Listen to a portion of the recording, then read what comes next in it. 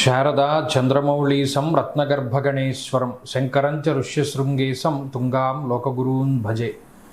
ఉభయ జగద్గురువుల యొక్క పాదపద్మాలకి నమస్కారం చేసుకుంటూ, అలాగే నాకు జ్యోతిష విద్యను నేర్పిన గురువర్యులు జ్యోతిష బ్రహ్మ కీర్తిశేషులు శ్రీ ఈరంకి సూర్యనారాయణమూర్తి గారు, సూర్యశ్రీ దైవజ్ఞి గారి యొక్క పాదపద్మాలకి నమస్కారం చేసుకుంటూ, ఓం శ్రీ మహాగణాధిపతి నమః, శ్రీ గురుభ్యో నమః, హరి ఓం. వీక్షకులందరికీ నమస్కారం.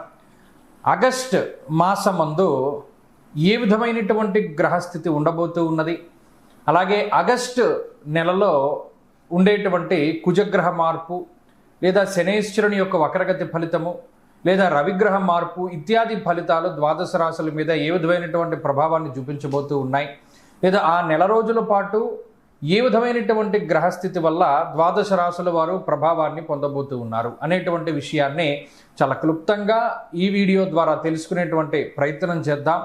ముఖ్యంగా ఈ శాస్త్ర సంబంధమైనటువంటి విషయాన్ని అతి పురాణ గ్రంథమైనటువంటి గోచార దర్శిని వంటి ఉత్కృష్టమైనటువంటి గ్రంథం ఆధారంగా పూర్తి శాస్త్ర ప్రమాణాలతోటి ఈ విషయాలన్నింటినీ కూడా చెప్పడం జరుగుతూ ఉన్నది. ముఖ్యంగా ఈ ఆగస్టు మాసంలో ఉండేటువంటి గ్రహస్థితిని గనక గమనిస్తే, ఆగస్టు 2వ తారీఖున ఉత్తరా నక్షత్రం 2వ పాదంలోకి శుక్రుని యొక్క సంచారము జరుగుతూ ఉన్నది. అనగా శుక్రుడు తన యొక్క నీచక్షేత్రమైనటువంటి కన్యలోకి ప్రవేశం చేస్తారు ఆగస్టు 2వ తారీఖు నుండి. తదుపరి మాసం అంతా కూడా ఆయన అక్కడే సంచారం చేస్తారు. అలాగే 3వ తారీఖున మృగశిర నక్షత్రం 3వ పాదంలోకి కుజుని యొక్క సంచారం జరుగుతుంది. అనగా మిథున రాశిలోకి కుజుని యొక్క సంక్రమణం జరిగి ఆ నెలంతా కూడా కుజుడు అదే రకంగా ఆయన సంక్రమణం చేస్తూ ఉంటారు. అలాగే 18వ తారీఖున సూర్యుని యొక్క మార్పు, ఇప్పటి వరకు కర్కాటక రాశిలోకి ఆయన యొక్క సంచారం సాగింది. 18వ తారీఖున కర్కాటక సంక్రమణాన్ని వదిలిపెట్టి ఆయన సింహరాశిలోకి ఆయన యొక్క సంక్రమణాన్ని ప్రారంభం చేస్తారు. అంటే 18వ తారీఖు నుండి మాసం చివరి వరకు కూడా రవి యొక్క గమనము అనేటువంటిది సింహరాశిలోనే ఉంటుంది. ఆ తదుపరి మాసం చివరిలో 23వ తారీఖున మఖా నక్షత్రం 1వ పాదంలోకి బుధుని యొక్క సంచారం జరుగుతుంది. అంటే ఈ మాసంలో చాలా రోజుల పాటు కర్కాటక రాశి అందే సంక్రమణం చేసినటువంటి బుధ గ్రహము నెలాఖరులో 23వ తారీఖున సింహంలోకి మారతారు. అయితే ఈ మాసంలో గురుడి యొక్క స్థితిగతులన్నీ కూడా కర్కాటక రాశిలోనే ఆయన యొక్క సంక్రమణం సాగుతూ ఉన్నది కాబట్టి ఫలితాలన్నీ కూడా అక్కడి నుండి తీసుకుంటాం. అలాగే శనేశ్వరుని యొక్క స్థితి వక్రగతిలో ఉన్నది. ఆయన మీనరాశి యందు వక్రించి సంచారం చేస్తూ ఉన్నారు. ఆ ఫలితాలను దృష్టిలో పెట్టుకోవాలి. కుంభరాశి యందు రాహు ఉన్నారు. అలాగే సింహమందు కేతుగ్రహం ఉన్నటువంటి పరిస్థితుల్లో ద్వాదశ రాశులపైన ఈ గ్రహస్థితి ఆగస్టు మాసమందు ఏ విధంగా ప్రభావాన్ని చూపించబోతూ ఉన్నది. మరీ ముఖ్యమైనటువంటి విషయం, ఆగస్టు మాసంలో మనకి అనగా భారతదేశానికి ప్రత్యేకించి కనబడేటువంటి గ్రహణములు కానీ లేదా మరి ఏ ఇతరమైనటువంటి దుర్నిమిత్తములు కూడా కనబడడం లేదు. కావున ఎటువంటి గ్రహణ నియమాలు కూడా మనం పాటించవలసినటువంటి అవసరం లేదు. ఈ విషయాలను కూడా మనం దృష్టిలో పెట్టుకోవాలి.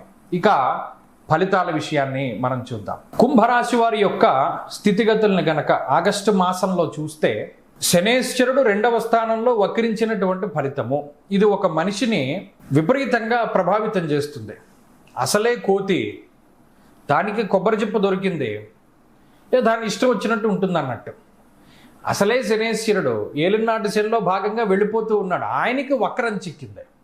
ఓ మనిషిని తిప్పేసే ప్రయత్నం చేస్తాడు. అమ్మయ్యా మనకిది ఇంకా మనం బయటపడిపోయామనుకున్న వాటిలోకి మళ్ళా లాగే ప్రమాదం ఉంటుంది. ఆ ఒక్క విషయంలోకి చాలా జాగ్రత్తగా ఉండాలి. కుంభరాశి వాళ్ళు ప్రత్యేకించి అమ్మయ్యా మనం ఇది దాటేసాము అనేటువంటి చివరాఖర క్షణంలో కూడా ఇది అంటారే ట్విస్ట్ అంటారే, ఆ రకంగా తిప్పగలిగేటువంటి గ్రహం శనేశ్వరుడు. చాలా జాగ్రత్తగా ఉండి ఎంతైతే మనం అణిగి అణిగి అణిగి ముందుకెళ్ళామో చివరాఖరను కూడా అంతే టెస్టింగ్ కోసం ఒకే ఒక్క మాటతోటి పోతుంది మొత్తం. అంత ప్రమాదం శనేశ్వరుడితోటి. అందులోనూ ఆయన వాక్స్థానం ముందు ఉన్నారు. మణిర్ముక్త ఫలం స్వర్ణం రత్నధాతు కదంబకం. చాలా జాగ్రత్తగా ఉండాలి. అంతకాలం కష్టపడి డబ్బు సంపాదిస్తాడు, సంపాదించిన డబ్బు పెట్టకూడదు అనుకుంటూనే పెడతాడు, మొత్తం పోతుంది. ఏమి చేయలేం. బుద్ధి పనిచేసింది, కష్టపడి సంపాదించుకున్నాడు, ఒక్క క్షణంలో పోయింది అంతే. అలాంటి సందర్భాలు కోకొల్లలో. కుంభరాశి వారు ఆ ఒక్క విషయంలోనే జాగ్రత్తగా ఉండాలి. చాలా జాగ్రత్తగా ముందుకెళ్ళండి. ఒకటి. రెండవది, షష్ఠ స్థానం ముందు రవి అంత ఈజీగా పడిపోనివ్వరు. షష్ఠేరవవు సుసౌఖ్యాదిని ఎత్ర కార్యార్థ సాధనం. ఎందుకంటే 6లో రవి ఉన్నప్పుడు అంత తేలిగ్గా పడిపోనివ్వడు ఆయన. బాగా పైనుండి మనం జారిపోయి పడిపోతూ ఉన్నప్పుడు ఏదైనా ఒకటి దొరికిందనుకోండి, గట్టిగా పట్టుకుని ఎలా ఉండిపోతాం, ఆ రకమైనటువంటి దాన్ని ఇస్తాడు. అంటే ఒక అవకాశం దొరుకుతుంది రవిగ్రహం వల్ల, ఆయన ఒక అవకాశాన్ని కొంతకాలం పాటు నిలబెడతారు, అందుకు ఆయన ఉపయోగపడతారు. తర్వాత ఇక్కడ ప్రధానమైనటువంటి మీకు అనుకూలించేటువంటి ఇంకొక విషయం ఏంటి అంటే అర్ధాష్టమ కుజుడు వెళ్ళిపోవడం. ఇది మీ అదృష్టం ఈ సందర్భంలో. ఎప్పుడైతే ఈ అర్ధాష్టమ కుజుడు వెళ్ళిపోయారో అప్పుడు ఈ రవిచ్చే ఫలితం కనబడుతుంది. అర్ధాష్టమ కుజుడు ఉన్నప్పుడు శని వక్రగతి పట్టిందా, ఏమీ చేయలేం. అర్ధాష్టమ కుజుడు వెళ్ళిపోతున్నారు 2వ తారీఖుతోటి కాబట్టి మీరు బయటపడ్డారు. అది ఒకటి చాలా ప్లస్. ఎందుకంటే ద్వాదశాష్టమ జన్మస్థ శన్యర్కంగారక. శనేశ్వరుడు ఏడిపించేది ఎలా ఉంటుందో అంగారకుడు ఏడిపించేది అలాగే ఉంటుంది. భాగ్య నిర్భయం క్రూర, క్రూరమైనటువంటి భయానికి కారకుడైన.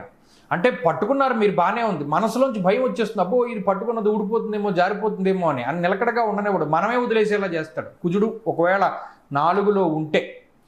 కాబట్టి ఆయన లేడు కాబట్టి ఇది ఒక మంచి విషయం. కాబట్టి మీరు చాలా తేలిగ్గా దాటగలగాలి. ఈ నెల ఒక్కటి మీరు చాలా జాగ్రత్తగా దాటితే వచ్చే మాసాలు కొద్దిగా కుంభరాశి వారికి ప్రయోజనకరంగా ఉంటాయి. ఎందుకంటే గురుబలం తక్కువగా ఉంది కాబట్టి కొంచెం జాగ్రత్తగా ముందుకు వెళుతూ ఉండాలి. ఎవరిని నమ్మకూడదు, ఎవరిని నమ్మి డబ్బులు ఇవ్వకూడదు, ఎక్కడ అనవసరంగా పెట్టుబడులు పెట్టకూడదు, ఏది కూడా అదృష్టాన్ని నమ్మి ముందుకు వెళ్ళకూడదు. యథావత ఎక్కడికైనా ఏదైనా చేయవలసి వచ్చినప్పుడు పెద్దల యొక్క అనుగ్రహాన్ని తీసుకుని ముందుకు వెళుతూ ఉండాలి. లేదు భగవంతుడి పాదాలు పట్టుకోవాలి.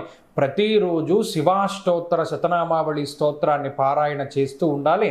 శివానుగ్రహం కోసం కానీ లేదా మీరు ఏ దేవతారాధన చేస్తున్నారో ఆయన అనుగ్రహం కోసం కానీ ఎక్కువగా ప్రయత్నం చేస్తూ ఉంటే మంచి ఫలితాలు సంప్రాప్తం.